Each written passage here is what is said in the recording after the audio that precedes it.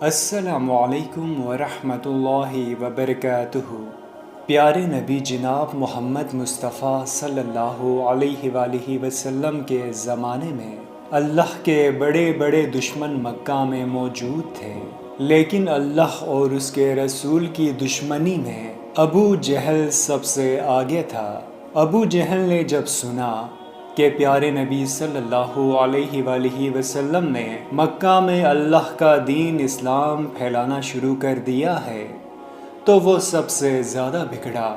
ایسا ظالم تھا کہ ایک بوڑھی خاتون سیدہ سمیہ رضی اللہ عنہا جب مسلمان ہوئیں تو غصے کے مارے اس نے اس کے دل میں نیزہ مارا، جس سے وہ بیچاری شہید ہو گئیں۔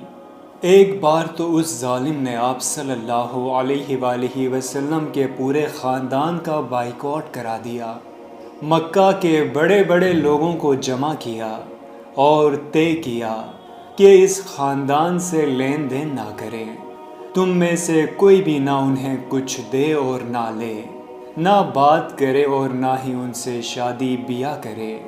اس وقت نبی صلی اللہ علیہ وآلہ وسلم کے چچا ابو طالب زندہ تھے، وہ خاندان کے بزرگ تھے۔ پورے خاندان کو لے کر ایک گھاٹی میں چلے گئے اور 3 برس بڑی تکلیف میں گزارے۔ اس گھاٹی میں پیارے رسول صلی اللہ علیہ وآلہ وسلم کے گھر والوں کو بھوک اور پیاس سے بڑی بڑی تکلیفیں ہوئیں۔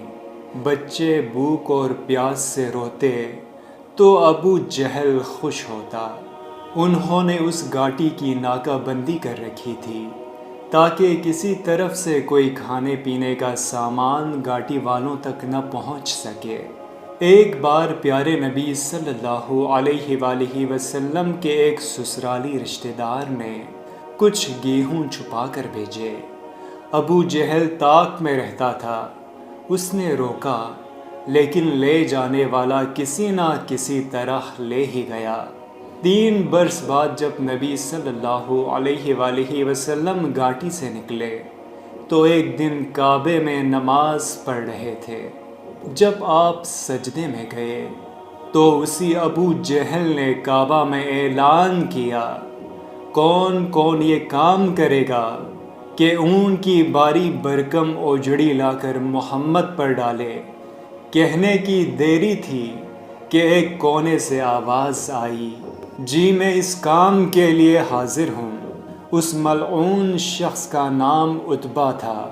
یہ گیا اور اون کی اوج اٹھا لایا اور اسے نبی صلی اللہ علیہ وآلہ وسلم پر سجدے کی حالت میں ڈال دیا۔ عتبہ کے اس عمل کی بنا پر ابو جہل اور باقی موجود لوگ خوب زور زور سے ہنسنے لگے۔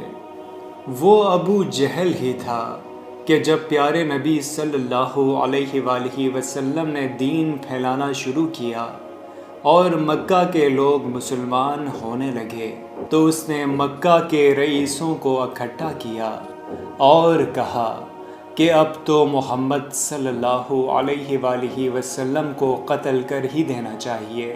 لوگوں نے کہا اگر کوئی ان کو قتل کر دے گا تو محمد صلی اللہ علیہ وآلہ وسلم کے گھرانے والے یعنی ہاشمی خاندان کے لوگ بدلہ ضرور لیں گے، اور پھر اس خاندان والوں سے ہاشمی خاندان والوں کی دشمنی ہو جائے گی، پھر نہ جانے کتنے دنوں تک مار کاٹ ہوتی رہے۔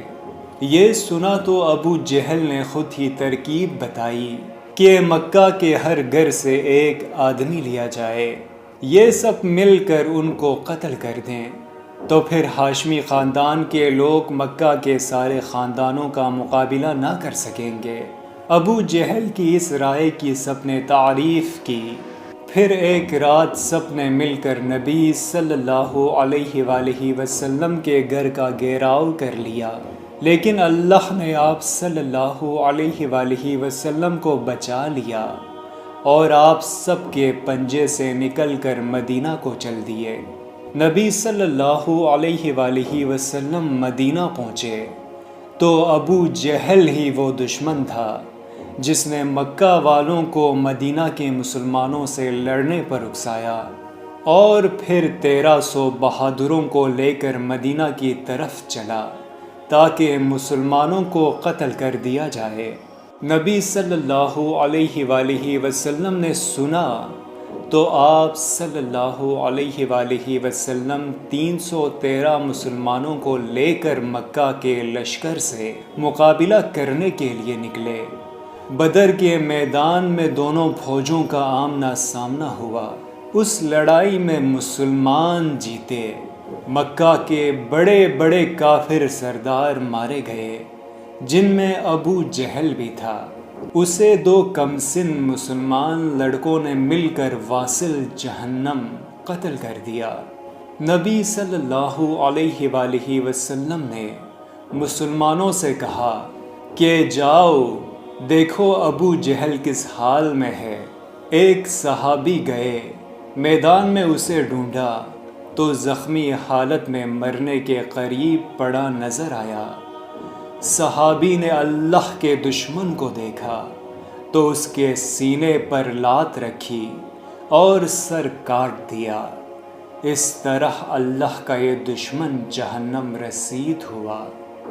دوستوں، ہم امید کرتے ہیں کہ ہماری آج کی ویڈیو آپ کو پسند آئی ہوگی۔ ہمارے چینل کو سبسکرائب کریں، اس ویڈیو کو زیادہ سے زیادہ شیئر کریں اور آنے والی ویڈیو تک کے لیے اپنے میزبان سجیل شریف کو اجازت دیجیے۔ اللہ نگہبان۔